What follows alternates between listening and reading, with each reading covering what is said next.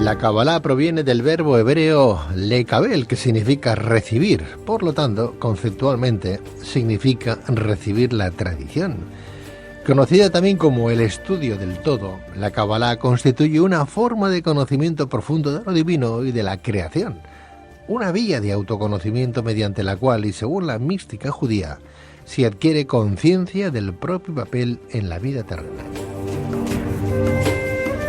Asimismo, los sabios de Israel ocultaron durante siglos estas enseñanzas para que las futuras generaciones pudieran estudiarlas y sobre todo para poder experimentarlas. En este sentido, la Kabbalah, surgida hacia finales del siglo XII, es conocida como una disciplina y escuela de pensamiento esotérico relacionada con el judaísmo y que utiliza varios métodos para analizar sentidos recónditos de la Torá judía. Precisamente esta noche vamos a hablar de cómo acceder al más alto nivel de conciencia desde la Kabbalah. Y es que la psicología del misticismo judío aboga por un continuo aumento de los estados de conciencia porque considera que este es el objetivo real de la existencia. Pero ¿qué es exactamente el yo según los postulados del misticismo judío? ¿Qué se entiende en dicho misticismo por la conciencia? ¿Cuándo aparece? ¿Existe un inconsciente colectivo según los postulados de la Kabbalah?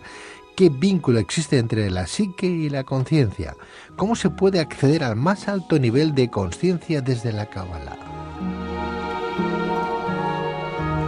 Bien, pues para responder a estas y otras cuestiones tenemos con nosotros a don Mario Javier Sabán, doctor en Filosofía por la Universidad Complutense de Madrid, doctor en Antropología por la Universidad Rovira i Virgili de Tarragona, doctor en Psicología por la Universidad Ramon Llull de Barcelona, presidente de la Fundación Tarbut Sefarat para la difusión de la cultura judía, profesor de Cábala, escritor y autor de numerosos libros como por ejemplo el último que ha salido al mercado, como es La Kabbalah, la psicología del misticismo judío, de la editorial Kairos.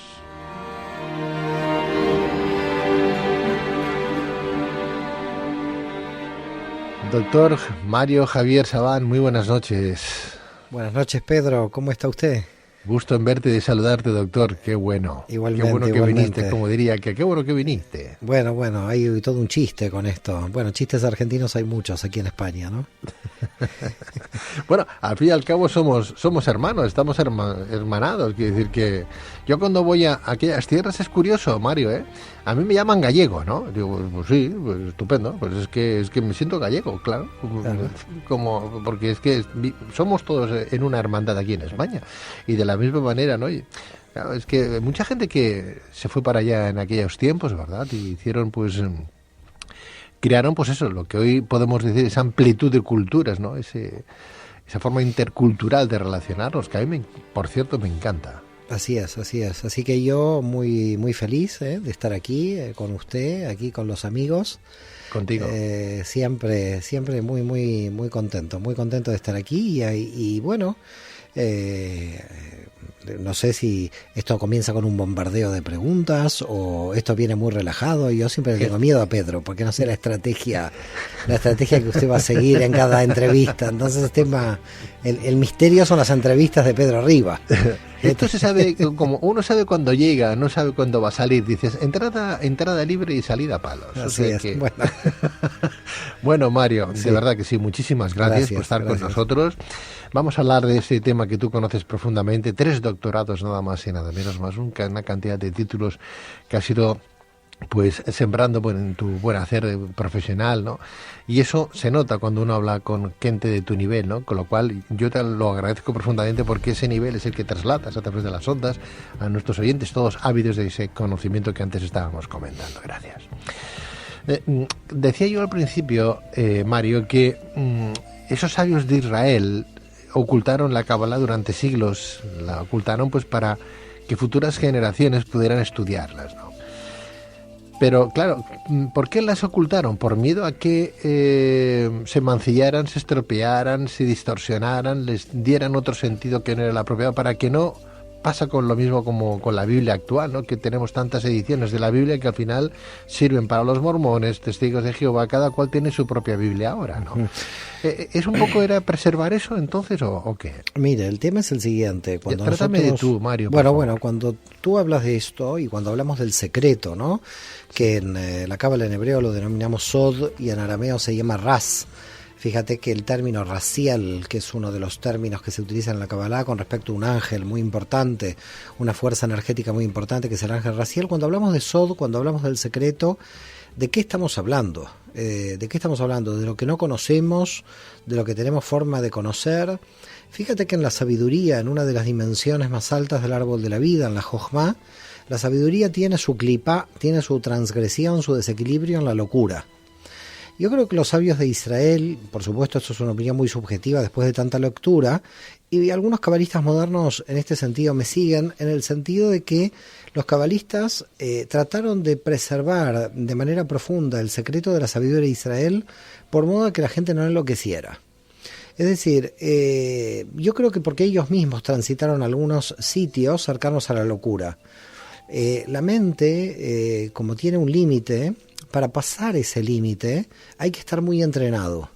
¿Por qué hay que estar muy entrenado? Porque la Cábala tiene una enseñanza que se dice corre y regresa. Cuando uno corre y no regresa, entra en la locura. Por lo tanto, entre la sabiduría y la locura hay una pequeña, muy pequeña diferencia, donde el sabio, con sus ansias de conocer, sus ansias de continuar creciendo, sus ansias de experimentar, puede llegar a un punto que se sienta ansioso, que se sienta imposible, que no pueda contener el nivel de sabiduría que le está llegando, el nivel de luz que le está llegando. Por lo tanto, yo te diría que la primera pauta por la cual yo creo que los sabios de Israel ocultaron esto es porque se daban cuenta que en niveles muy altos de la sabiduría se llega a la locura, y para preservar a la gente de esta locura trataron de no revelar en niveles superiores. Ahora es una situación como curiosa, se revela y no se revela. Entonces cuando decimos se revela y no se revela, ¿de qué hablamos? Se descubre y se vuelve a ocultar. ¿Por qué motivo? Si uno está entrenado por sus propios medios, va a llegar a la revelación, pero si uno no tiene los propios medios, puede llegar a pasar el límite de esta locura y puede no volver. Por lo tanto, los sabios de Israel entendían la espiritualidad del siguiente modo: es un camino de ascenso y descenso de manera oscilatoria, dado de que hay muchas espiritualidades que te llevan a un ascenso continuo y que te provocan dos cuestiones que son patologías de la espiritualidad. La primera es escapar de la materia. Hay muchísima gente que toma la espiritualidad como un problema emocional porque no puede enfrentar la materia. Y la segunda es que al subir tanto ya uno no puede descender para bajar y aprender desde abajo. Por lo tanto, los sabios de Israel, yo creo, y al principio yo me rebelaba contra esto. Si tú me hubieras hecho esta entrevista hace 10 años, yo te hubiera dicho, sí, porque aquí lo que hay que hacer es revelar y continuar revelando secretos. Y con el tiempo me he dado cuenta, y sobre todo porque uno llega a esas líneas de límite mental, donde uno ya no sabe bien qué es lo que está ya viendo, porque en realidad lo que ya está viendo lo ve realmente, pero la realidad que se oculta del otro lado, cuando se revela en un nivel muy alto, ya uno la empieza a vivir como realidad propia y se da cuenta de la realidad de mentira que es la materia. Por lo tanto, el problema que tiene la mente es que puede llegar a vivir tan del otro lado que hay que asegurarle a la mente que pueda volver a la realidad de la materia. Y pienso que, fíjate lo que voy a decir, es un pensamiento bastante radical. Yo creo que los cabalistas, más que revelaron, ocultaron. Es decir, se dedicaron a ocultar, no se dedicaron a revelar. En el sentido de que nos quisieron proteger de la luz del infinito, nos quisieron proteger de niveles superiores de luz en el nivel de la sabiduría para nosotros poder avanzar mejor. Es decir, fíjate qué curiosa la paradoja. Para poder revelar mejor, nos protegieron de una luz a la que nosotros en un momento no estamos capacitados, pero que quizás mañana sí estemos capacitados. Pero Mario, doctor Sabán, esto parece la gran parecida, parece que estemos hablando de algo mágico, permíteme y con todos mis respetos, ¿no? Porque si ese conocimiento lo que nos da al ser humano es esa amplitud de miras, ¿no? Podemos llegar a la locura si no lo entendemos. Con el resto de libros sagrados ocurriría lo mismo. O sea, significa que entonces la Kabbalah es única en el mundo desde ese punto de vista, desde ese prisma, porque si no entiendo yo, pues no sé, los santos, por ejemplo, habrían entonces pasado también ese umbral sin llegar a estudiar la Kabbalah, estudiar sus libros sagrados. O sea, que hay mucho conocimiento ahí, o solamente es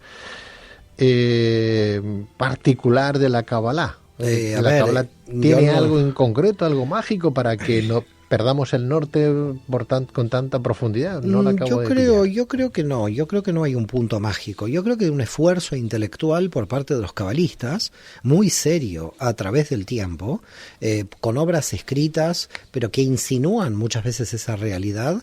Y creo que el trabajo escrito que ellos hicieron, y fíjate que la tradición de la Kabbalah fue más oral en sus comienzos, mayormente era oral y que después pasó al escrito. Pero tenemos tanta cantidad ahora de libros de Kabbalah, pero no de libros de Kabbalah moderna cercanos a la autoayuda, que al final no sabes bien si es Kabbalah o no de lo que estamos hablando, sino de libros serios de cabalistas que hurgaron realmente los textos sagrados y que ¿por qué hicieron todo este material? Mira, te voy a dar solamente pocos ejemplos. Solamente Moisés de León con el Zohar, que son son muchísima cantidad de volúmenes, decenas de volúmenes para poder estudiarlo, o el análisis del Zohar por parte de Moshe Cordovero, de Moisés Cordovero, que son 9 volúmenes. Estamos hablando de una sabiduría puesta por escrito, donde se llegaban a niveles profundos de la realidad concreta, es decir, vamos a tomar temas concretos, no vayamos a las generalidades.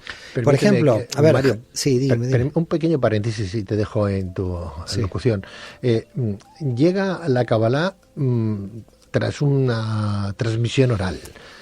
Evidentemente todos sabemos que en ese periplo algo se pierde. No es lo mismo que deje yo algo escrito y que dentro de 5 siglos alguien lo retome, que el que le explique de uno a otro, al otro, de aquí 5 siglos, seguramente que el mensaje que yo di será diferente de aquí 5 siglos si no se deja por escrito. O sea que llegaremos a una Kabbalah que ha estado un poco distorsionada, al menos desde el punto de vista genuino, original, ¿no? Y por otra parte, uno piensa, bueno, sí, pero es que hubieron muchos maestros judíos, maestros españoles de la Kabbalah, y Kabbalah judía, Kabbalah española, y con lo cual, ¿con qué Kabbalah me quedo? ¿Con la judía, con la española, con la americana? Mira, judía y española no se pueden dividir, porque cuando hablamos de española hablamos solamente de Kabbalah judía. Aquí en España no hubo cabalistas cristianos, a excepción de Ramón Llull, si se lo puede llamar cabalista cristiano, no lo sé. Este es todo un tema filosófico para entender la personalidad de Ramón Llull. Pero yo te diría que, en primer lugar, con respecto a la cuestión de la distorsión, ahí tenemos un problema, porque ya no sabemos qué está distorsionado. No podríamos hablar de distorsión, podríamos hablar de interpretación. Porque en la medida en que yo trato de estudiar la Kabbalah, cualquier estudiante de la Kabbalah tiene su punto de vista, tiene su perspectiva, y también podríamos decir que también lo estamos distorsionando y en verdad nos estamos alejando de la fuente. Con lo cual es un proceso de interpretación continua donde cada cabalista está aportando su visión de la realidad. Ahora, ¿qué tipos de Kabbalah existieron entre los judíos de la España medieval? Básicamente había 3 tipos de Kabbalah.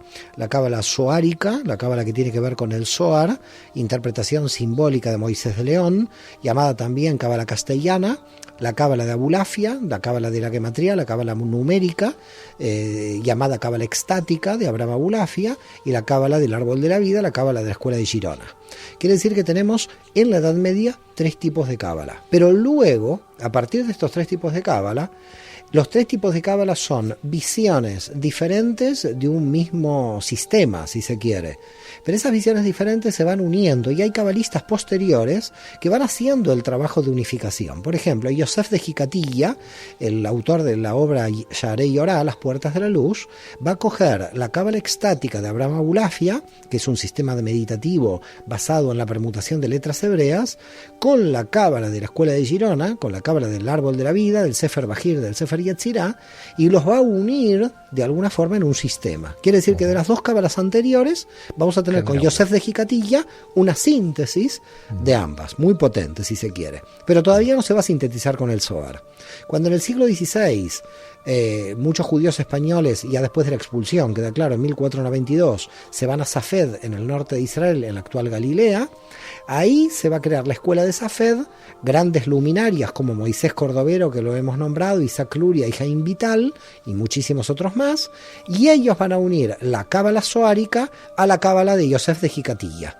Por lo tanto, a partir del siglo XVI tenemos una especie de cábala unificada de todas las tendencias medievales. Por lo tanto, claro que uno puede mirar cada tendencia, pero cada tendencia está aportando, no son contradictorias. Es decir, las escuelas de la cábala no son escuelas de enfrentamiento contradictorias, son perspectivas metodológicas, son métodos diferentes. Es decir, cada escuela de la cábala es como un auto diferente. Uno puede elegir el BMW, el otro Mercedes-Benz, el otro Renault, pero todos llegaban hacia el mismo lugar.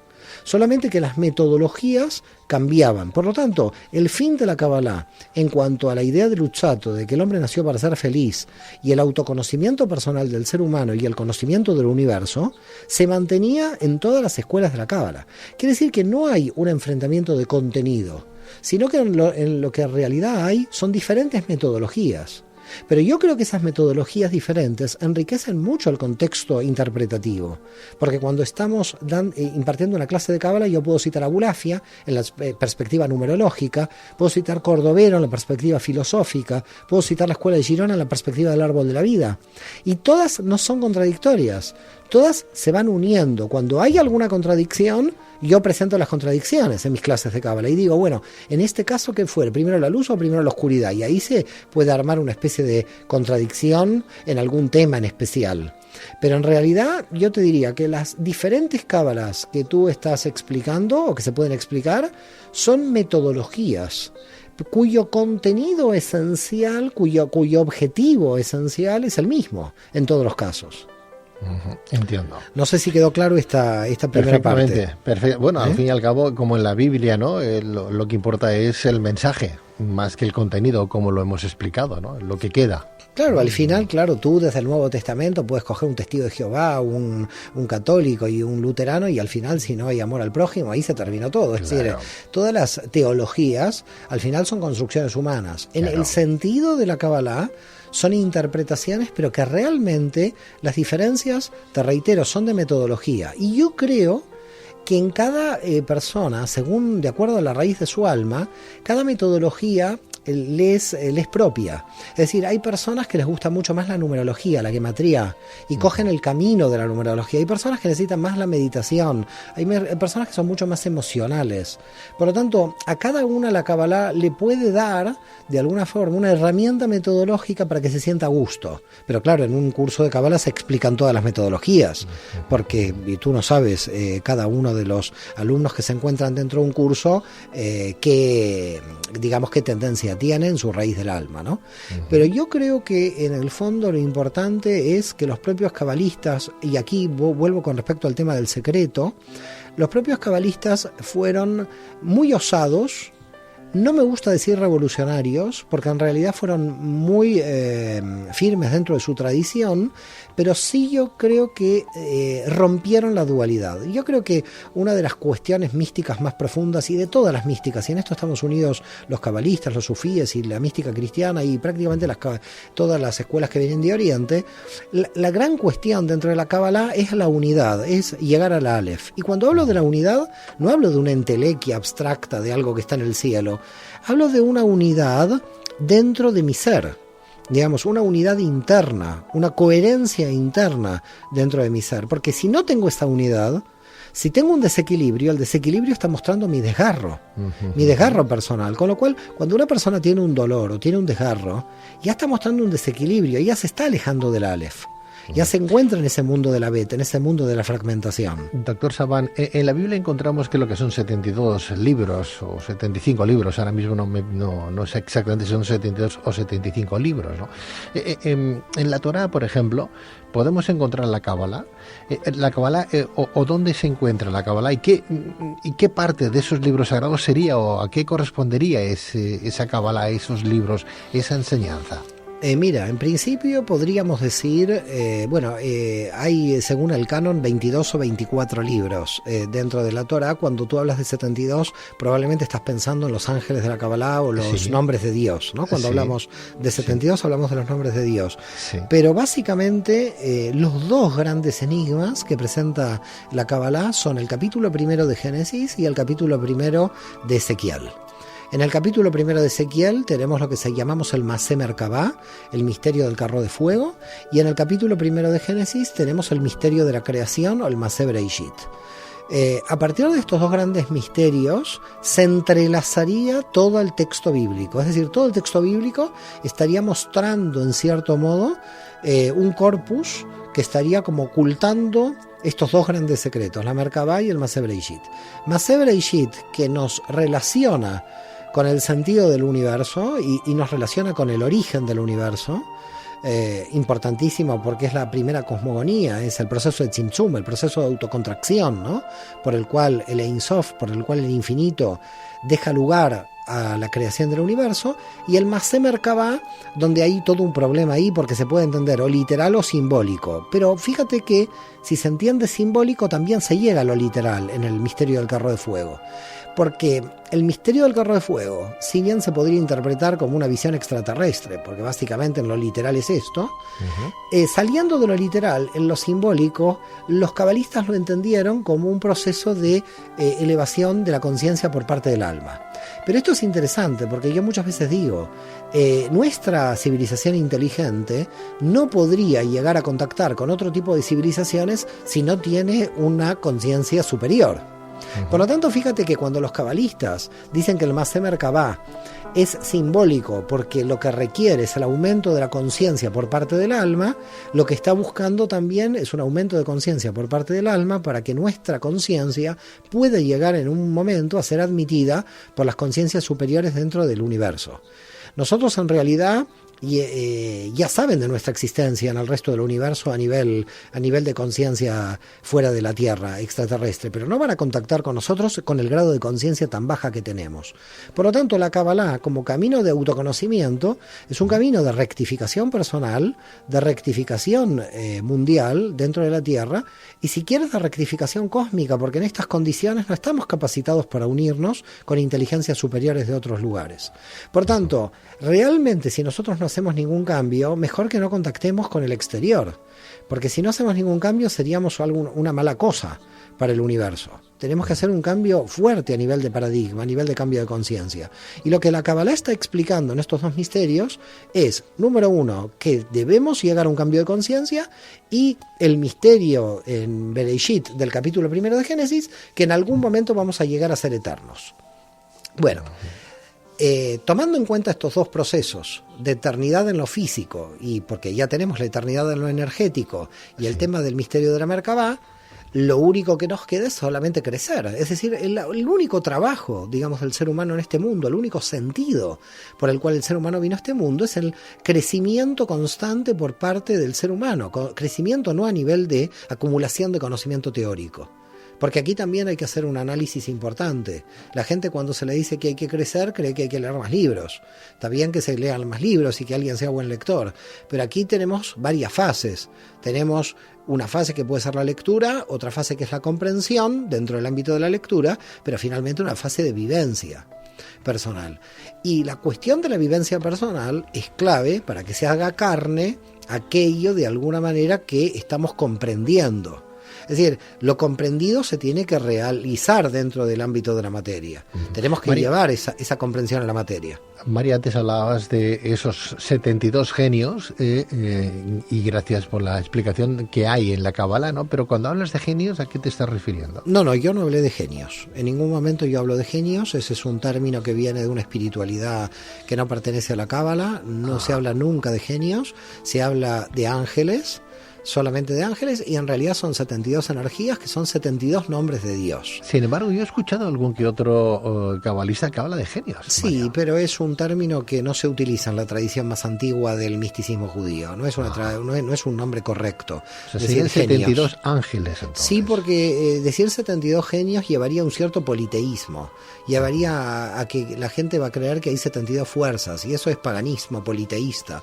No hay 72 fuerzas, las 72 son 72 estructuras energéticas que provienen de la misma fuente de Dios. Y esos 72 estructuras energéticas que provienen de Dios, cada una tiene un libro, cada una tiene una explicación, cada una tiene una doctrina. Cada una de ellas son energías que se corresponden al universo de Yetzirah, que es el universo psíquico, y cada una de estas energías tiene una función dentro de esta realidad. Para llevarlo antropomórficamente, si quieres, bueno, tu brazo tiene una función, tu boca tiene una función, la nariz tiene una función. Todas pertenecen a un mismo cuerpo, pero cada una estaría cumpliendo una otra función. Por ejemplo, en los cursos intermedios de la Cábala, yo justamente lo que hago durante un año es la explicación de los 72 nombres de Dios, que estaría como dentro del programa, pero dentro del programa intermedio, porque en el programa inicial se explica el árbol de la vida, no se explica los 72 nombres de Dios. ¿Y por qué 72 y no 75 o 83? Porque 72 es la multiplicación de las 6 dimensiones inferiores del universo de Yetzirah multiplicado por los 12 ciclos del tiempo espacial. Es decir, para tratar de explicar lo que estoy diciendo, porque si no la gente se puede perder. En el árbol de la vida hay 10 dimensiones. En el árbol de la vida cosmológico, la primera dimensión, la más alta, es Galgaltá. Es el mundo invisible absolutamente dentro del infinito. La segunda dimensión, que es Jochmá en lo cosmológico, que es Atzilut, es el orden emanativo. Cuando ya algo en el infinito se puede ver como diferente, pero sigue existiendo dentro del infinito. Cuando después aparece la tercera dimensión, que es Briah, es cuando ya se produce el Tzimtzum o el Big Bang, es decir, el nacimiento del universo. A partir de ahí va a haber 6 fases correspondientes a los 6 días de la semana del libro de Génesis, pero que no, los cabalistas no lo entienden como días literales, porque no tiene sentido, sino que lo entienden como grandes procesos cósmicos de miles de millones de años. Y esos miles de millones de años como proceso cósmico, los cabalistas lo entendieron porque el tercer día recién se creó el sol y la luna. Por lo tanto, el primero y el segundo día no tienen sentido contarlos literales, porque ¿cómo se contaban literalmente? Esas 6 dimensiones inferiores, y hablamos de 3, pertenecen al universo de Yetzirah. Esas 6 dimensiones inferiores multiplicadas por 12 da 72. Quiere decir que 72 está mostrando las fuerzas en el universo psíquico dentro del espacio. Estaríamos hablando de una secuencia de espacio-tiempo y de una división de energías dentro del espacio-tiempo. Y la última dimensión, que es la 10ª, es el universo de Asiá, que es la que recibe todo, porque es el universo de la materia. Por ese motivo son 72.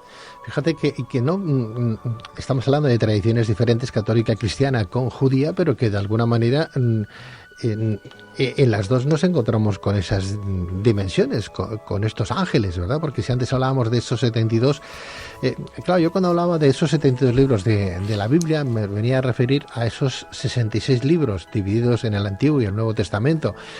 Creo que son 39 libros, mientras que en el Nuevo Testamento hay 27, ¿verdad? Con lo cual darían 66, pero sigo más, porque entiendo que ahí tendríamos que sumar, por ejemplo, los libros como son esos 5 libros de Génesis, Éxodo, Levítico, Números y Deuteronomio, por ejemplo, ¿no? Con lo cual estaríamos hablando de 72, 71 libros, o 72, 71 ángeles, por otra parte, porque serían también parte del todo, no deja de ser una explicación. O sea que no estamos tan lejos, ¿no, Mario?, entre la Cábala judía y los textos sagrados católicos, por ejemplo, o los cristianos, más o menos estamos hablando de lo mismo con otros nombres. Bueno, mira, en el momento en que Jesús fue judío y Yeshua hijo de María, a partir de aquí las conexiones entre judaísmo y cristianismo son totales. Probablemente te diría que si uno analiza profundamente a Jesús y uno analiza profundamente a San Pablo, se va a encontrar con muchísima cantidad de enseñanzas que provienen también de la Kabbalah. Después, bueno, viene todo el proceso histórico de cambio, de reforma, de que Roma va a tomar el poder. Bueno, todo esto es un tema aparte, ¿no? Pero básicamente la raíz del cristianismo es judía, con lo cual cuando ya la raíz es judía, ya muchísima cantidad de tradiciones, toda la base bíblica, los salmos que lee un cristiano son los salmos que lee un judío. Ya yo te diría, es todo el debate si el Mesías llegó o el Mesías no llegó. Al final todo el debate se encontraría ahí, pero en cuanto a las enseñanzas, en cuanto a todo lo que dijo Jesús, y yo en una de mis obras de investigación, el judaísmo de Jesús, lo trato de explicar del mejor modo posible. La raíz de todo el cristianismo es el judaísmo, es un judío que es Jesús y sus enseñanzas.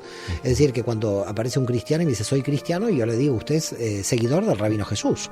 Esto es lo que es un cristiano. Con lo cual yo creo que ahí no, judaísmo y cristianismo, justamente en el tema místico, están muy muy cercanos, y el sufismo es muy potente también. Las tres monoteístas están muy cerca. Si yo se propondría, si uno dice, bueno, ¿qué nos diferenciaría de las tradiciones espirituales que provenirían de Oriente, de la India? Yo te diría que básicamente lo que se plantea aquí es ese contacto con la materia, ese contacto con lo material. En el sentido que el contacto con la material en la tradición judía nunca se perdió, y menos mal que nunca se perdió, porque la materia, la familia, el trabajo fue el reaseguro, de alguna forma, de no perderse en un sistema contemplativo. Es decir, yo creo que hasta lo contemplativo tiene que tener un límite, y creo que la Cábala aboga, es decir, estimula lo contemplativo, pero estimula lo contemplativo, y a su vez lo contemplativo cuya característica tiene que tener como objetivo lo vivencial.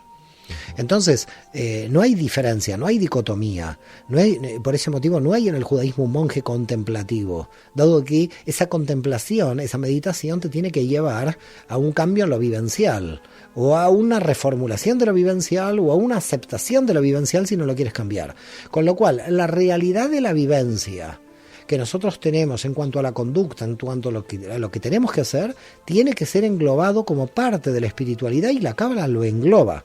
Porque si no, entonces, y ahí está un motivo de problemas, la espiritualidad puede convertirse patológicamente en un camino de fuga de la materia y de fuga de la realidad. Y justamente la espiritualidad es un compromiso con la realidad y una de alguna forma, una mejor coordinación en la realidad, una mejor adaptación dentro de la realidad. Porque la realidad de alguna forma te hace sufrir, la materia Mario, es muy limitativa. Mario, doctor Sabán, ¿y si la espiritualidad no fuese nada más que una excusa para liberarnos de esos egos, de esos apegos? Fuera una creación del ser humano pues para buscar una salida. De todas maneras, cualquier creación del ser humano de alguna manera correspondería a la naturaleza. Es decir, por ese motivo hay que tener mucho cuidado cuando creemos que hay algo artificial. Para la Cábala, toda la imaginación que pueda llegar a tener el ser humano es real, no es una imaginación. En el momento en que aparece lo artificial y lo natural, como tú estás proponiendo, Pedro, aparece la mente. Y cuando aparece la mente divide. Y cuando dividió, ya cayó en el mundo de la Bet. Claro. En el momento en que tú me estás diciendo que el ser humano se está justificando, y por lo tanto, al justificarse, de alguna manera, sería una creación artificial, yo te podría ser más radical. Todo lo creado por el ser humano, inclusive la mesa, es artificial, porque es utilitaria. Pero el problema que plantea la Kabbalah, ¿cuál es? El problema que plantea la Kabbalah es, por supuesto, la espiritualidad es utilitaria, en el sentido que la espiritualidad lo es todo. El que construye una mesa está en el mundo espiritual porque me da la utilidad, pero lo que hace la mente, cuando se interpone la mente con el alma, y este es el gran problema que plantea la Kabbalah entre la mente y el alma, que se estudia y se profundiza, es que cuando entra la mente y corta la realidad en dos y me dice tiene que haber algo natural con algo que es artificial, es que no hay nada artificial, todo es natural en el orden de la realidad, porque lo que yo considero artificial o lo que yo considero imaginación existe por artificial, y existe como imaginación porque es una información válida en la raíz, porque si no, no existiría. Por lo tanto, fíjate que si alguien va a un psiquiatra, le dan una medicación, pero si alguien viene conmigo, yo todo lo que me diga me lo voy a creer. Aunque sea algo totalmente, absolutamente loco fuera de la realidad. ¿Por qué motivo? Porque esa es una representación del mundo interior de esa persona tan válido con el que creemos que es cuerdo. Cuando nosotros dividimos la cordura y la locura en la información, la mente divide la realidad en dos y nos manda al mundo de la Bet. Nosotros, entre Mario, cordura y locura, entre artificial y natural, todo es un mismo magma de información donde el alma está unida directamente con esta realidad de la información. No sé si me estás siguiendo. Perfecto, pero mira, tú por ejemplo eres doctor en psicología. Yo vengo a tu gabinete, a tu despacho y te digo, mira, quiero saber si soy cuerdo o estoy loco, ¿no? Porque a mí me está hablando pues un extraterrestre, un alienígena, ese que hemos visto en el Alien, el octavo pasajero, ¿verdad? Uh-huh. Es una creación que yo tengo, que yo no porque no hayamos visto ninguno, en realidad no deja de existir, seguramente que existe y para mí es una realidad. Por ejemplo, ¿tú dirías que estoy más cuerdo o más loco? Trayendo esa forma material a la vida. Yo creo que usted no está ni cuerdo ni loco, porque si lo pongo como loco, como cuerdo, ya estoy en el mundo de la Bet. Claro. Y usted es muy vivibio, muy así, me quiere hacer caer en el mundo de la Bet, pero los místicos tenemos que entrenar para no caer. Cuando alguien viene, cuando alguien viene, no está ni loco ni cuerdo, porque esas son fórmulas del contenido cultural, de la cosa social. Si usted viene desnudo a mi gabinete y yo creo que usted está loco, usted no está loco, quizás viene de una playa nudista, no lo sé. Es decir, la locura y la cordura en realidad son estructuras culturales. Son estructuras culturales impuestas por el orden de la cultura. Yo no puedo catalogar a alguien ni 100% cuerdo ni 100% loco, porque si catalogo como loco a alguien o catalogo como cuerdo a alguien, yo ya me estoy equivocando porque absoluticé los conceptos. Uh-huh. ¿Qué quiere decir? Yo no puedo absolutizar. El problema del lenguaje, cuando nosotros utilizamos el lenguaje, que esto se estudia en Cábala, es que lo que hace el lenguaje como herramienta es absolutizar absolutamente. Yo digo, Pedro Riva es periodista, pero usted tampoco es padre, no es esposo, no, es periodista. No, usted es más cosas que periodista. Nosotros con el concepto absolutizamos. Es total. La persona es total. Decimos alcohólico. Parece como que nunca va al lavabo. El tipo está siempre alcoholizado. No. Lo conceptual tiene que dejar de ser absoluto. Tenemos que poner en jaque nuestros propios conceptos como absolutos. Porque no existen los conceptos absolutos. Eso lo inventaron los griegos. Y eso es un problema gravísimo, el lenguaje. Por lo tanto, cuando alguien viene... Por lo tanto, cuando alguien viene a mi gabinete, no es ni loco ni cuerdo. Es lo que es. Y la información que me va a dar... no la puedo catalogar como ni de locura ni de cordura, porque en el momento en que yo la catalogue, la estoy clasificando y la estoy prejuzgando y por lo tanto entré en el orden de la cultura. Yo tengo que irme del orden de la cultura para un análisis en el mundo de la Aleph, donde todo sea información, donde yo esa información no la voy a sesgar. Porque en el momento que para mí hay una información de un cuerdo y un loco, la información está filtrada, la he sesgado.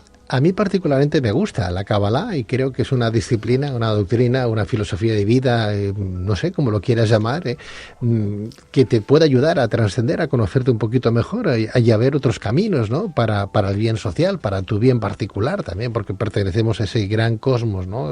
Que es el mismo universo donde no solamente vives tú, vives con más gente.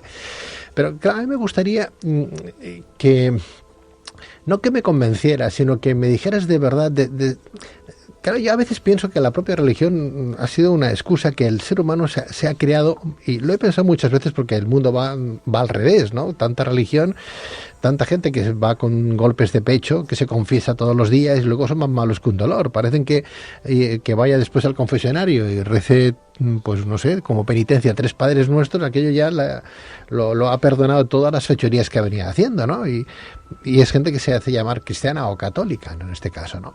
Pero a mí me gustaría que, claro, hablamos de una Biblia, por ejemplo, que ha tenido más de 40 autores en ese proceso, que empezó con Moisés hace 1450 años, antes del nacimiento de Cristo, y que acabó más o menos en el año 100 después del nacimiento de Cristo, en ese trabajo bíblico, ¿no? Pero claro, ahí sabemos también, hemos encontrado que hay muchísimos argumentos, notas, que unos dicen una cosa, otros dicen otras, tantos autores que han habido en el camino, tanto cambio, tanta interpretación no es clarificadora. ¿cómo encontrar de verdad la verdad? Ya sé que es relativa, la verdad que nos diga, mira, olvídate de esos prejuicios que tienes, la religión es una creación propia del ser humano, pero que te tiene que dar esto, ¿no? Te tiene que dar donde tú te puedes llegar a apoyar. Mario, somos miles, 7.000, 8.000, 9.000 millones de personas en el ser humano, en el planeta, ¿no? La mitad de esa población se muere de hambre.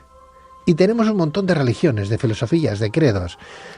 ¿Qué aporta? Si no hacemos nada. O sea, eso significa que si no la tuviéramos, la Kabbalah, la fe cristiana, la fe católica, la budista, etc., si no tuviéramos nada de eso, ¿aún habría más pena en el mundo? Por eso te digo yo, es la excusa para redimirnos, para encontrarnos mejor, para hacernos los buenos.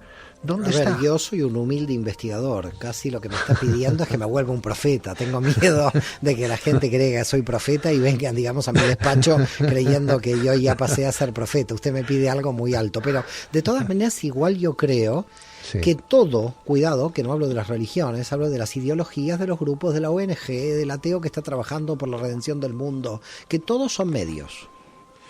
Que todos son medios. Y el problema del ser humano es cuando idolatra los medios y cree que los medios son los fines. Un religioso a veces se confunde mucho y por ese motivo hay grandes cabalistas que dicen los agnósticos y los ateos entienden mejor la Kabbalah que los religiosos. ¿Y por qué motivo? Porque el religioso en general idolatra a su propio diosesillo. Cuando un religioso idolatra, ya dejó de ser religioso, ya lo que es eso es un dogmático. Y un dogmático por definición no puede ser espiritual.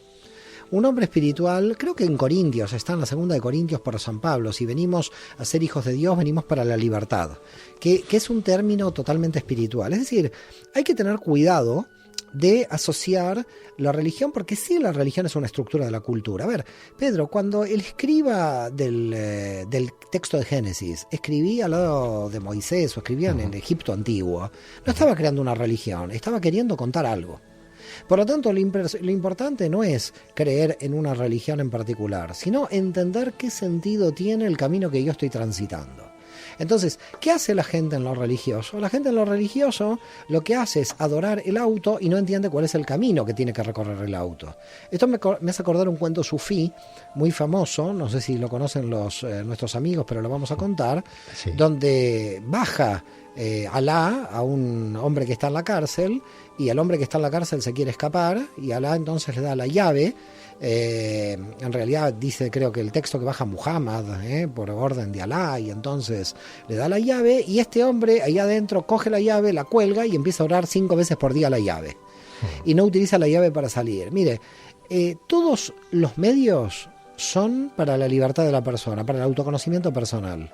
La Torá es una excusa de la Kabbalah para el crecimiento. El Corán es una excusa para los sufíes para el crecimiento. El cristianismo es una excusa. Las religiones, las ideologías, los grupos sociales, los medios, son todos excusas para llegar al fin, para llegar a la profundidad. ¿Y qué hacemos nosotros? Nos perdemos en los medios. Idolatramos los medios. Entonces hay que tener mucho cuidado en lo que usted dice, porque el problema es que el religioso puede no haber terminado el proceso espiritual, se pudo haber quedado en el medio. Se pudo haber quedado en el medio porque el religioso tiene mucho miedo y la persona que está en el mundo espiritual no tiene miedo. Y esta es la diferencia, porque los cabalistas trabajaban el no miedo, la no seguridad, trabajaban la libertad, trabajaban a riesgo muchas veces de no saber hasta dónde podían llegar, cruzaban los límites muchas veces de lo religioso. El Maseh Bereshit, el misterio de la creación, en cierta forma es una profundidad del capítulo primero de Génesis, pero casi como excusa el capítulo primero de Génesis, porque antes de la Bet estaba la Aleph y ahí comienzan el Tzimtzum realmente, y el Ein Sof no está en el texto de la Torá, no está en el texto bíblico. ¿Dónde está el infinito divino? Aparece un Dios muy antropomórfico en el texto. Por lo tanto, si es para crecer, cualquier excusa es válida, cualquier medio es válido. Pero el problema del ser humano, básicamente, es idolatrar los medios. Mire, en los cursos de Kabbalah, mucha gente viene y dice, porque yo quiero saber cuál es la técnica. Quiero que usted me enseñe una técnica. Hay muchísimas técnicas en la Kabbalah. Pero ¿qué importa saber la técnica de la Kabbalah? ¿Qué importa yo enseñarle a conducir un auto a una persona si no sabe para dónde va con el auto? Aquí el problema que tiene el ser humano es que nosotros vivimos en un paradigma técnico. Controlamos la tecnología, pero no sabemos para qué. Tenemos un ave que llega de Barcelona a Madrid en 2 horas, pero no, cuando llegamos a Madrid no sabemos para qué llegamos. Estamos haciendo tecnológica la Kabbalah, estamos haciendo tecnológica la espiritualidad. Estamos idolatrando los medios. Si nosotros no tenemos conciencia que lo más importante es el fin, que es nuestro crecimiento personal, nuestra rectificación, el vivir en paz con nosotros, el vivir en paz con los demás, que esos son los objetivos reales. Todo lo demás son excusas artificiales, culturales, del ser humano, religiosas. Todas son excusas, nada hay absoluto en los medios. Pero sí hay algo absoluto en el fin. Es decir, si yo pierdo el amor al prójimo, en cualquier religión, en cualquier grupo, yo estoy idolatrando los medios. Yo me perdí el fin. Entonces, lo que hace la Cábala es ser consciente de los fines más altos de la trascendencia. Y que todo en la realidad, todos sean medios, inclusive el propio texto bíblico, para alcanzar esos fines. ¿Y el yo? Entonces, ¿qué sería? Una especie de unión entre lo mental y la parte de fuera, los palacios, ¿no? Lo que es la propia materia de la parte del yo exterior. El yo lo podemos definir de acuerdo a los niveles de energía. Es decir, en un nivel de energía muy básico, material, en el nivel del alma animal, en el nivel del nefesh, el yo es el cuerpo, lo que nosotros vemos del yo, ¿no? La identidad. Luego tenemos un nivel más profundo, que es el ruach, el alma emocional. En ese nivel ya estamos hablando de otra cosa, son los sentimientos que tiene la persona. Ese yo se identifica con lo que siente. En otro nivel más profundo, el yo es la neshama, el alma intelectual. Esto es una identificación del yo con la mente. Y en un nivel mucho más alto, en el nivel de la hayá, es el yo desidentificado con el yo. Es cuando el yo renuncia a ser yo porque ella es libre de no necesitar defender el yo. Claro, esto sí es un nivel más alto. Por lo tanto, sucede una cosa misteriosa. Un autoconocimiento personal muy profundo conlleva a la aniquilación de la identidad. Porque la identidad es el único elemento que se puede considerar como fin en sí mismo, pero hay que entenderlo como medio para alcanzar el cosmos. ¿Tú crees, Mario, que algún día el ser humano llegará a unificar este tipo de enseñanzas? Que no hayan tantas disciplinas o tantas filosofías o credos, sino que todas se conviertan en una sola. Yo creo que todas son una sola, solamente que los revestimientos y los ropajes materiales las identifican como diferentes. El problema son los ropajes, el problema es cómo visto los ropajes. El problema es la vestimenta, unos los visten en griego, otros los visten en hebreo, otros los visten en árabe, pero en realidad usted no crea en los ropajes, que nadie crea en los ropajes. En el fondo hay que desvestir a la realidad. Abraham Abulafia decía, hay que sacar todas las vestimentas de la realidad hasta el máximo nivel posible, y en un nivel muy alto, cuando uno sacó todas las vestimentas de la realidad, yo estoy unido totalmente con el otro, porque con el otro mi diferencia era solo de la vestimenta, era como yo me vestía, cómo me revestía. Por eso el campo de la materia tiene un gran problema, porque nosotros en el campo de la materia podemos creernos lo que reviste al alma y no el alma. Por eso en el texto bíblico de Samuel dice Dios, yo veo el corazón del hombre, no como el hombre que ve una imagen. Nosotros vemos imágenes y creemos que esa imagen es. Nosotros vemos la mesa y creemos que la mesa es. No, la mesa no es nada, son átomos de mesa, son átomos de madera, no hay mesa aquí. Nosotros vemos la forma de la mesa, pero no hay mesa. Nosotros vemos la forma de la cama, ahí hay millones de arácnidos ahí que nos quieren comer.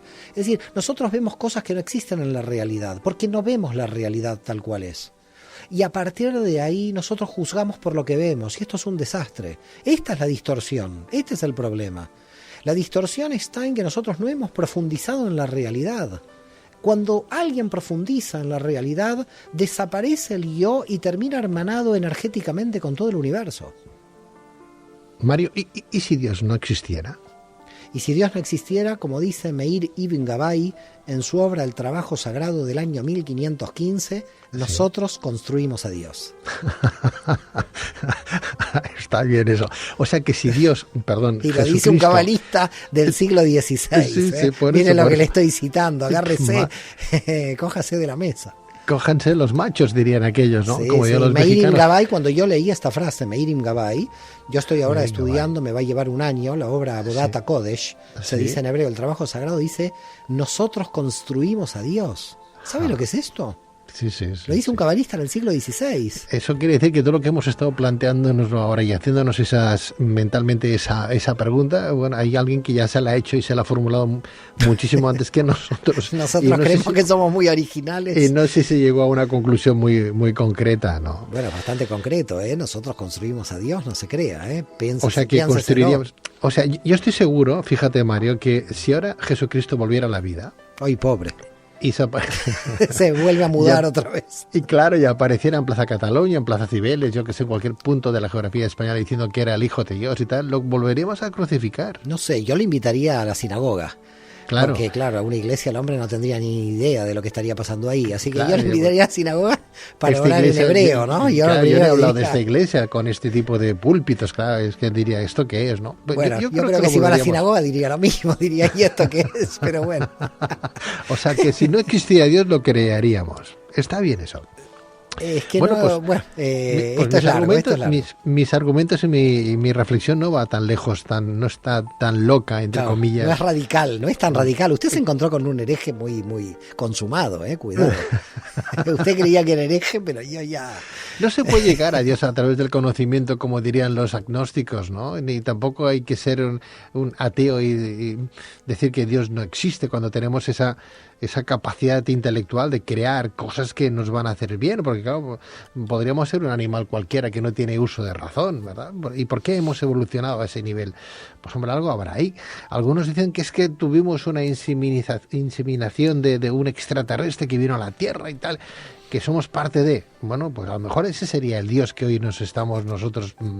Mire, todo puede ser, porque ahí en el Génesis capítulo 6 dice los hijos de Dios con las hijas de los hombres, ¿no? Los hombres sí se copularon ahí. Y copularon ahí. Y por otra parte, realmente cuando nosotros decimos que creemos en Dios, desde el punto de vista del Dios bíblico, estamos hablando de una energía superior que nos da información anticipada.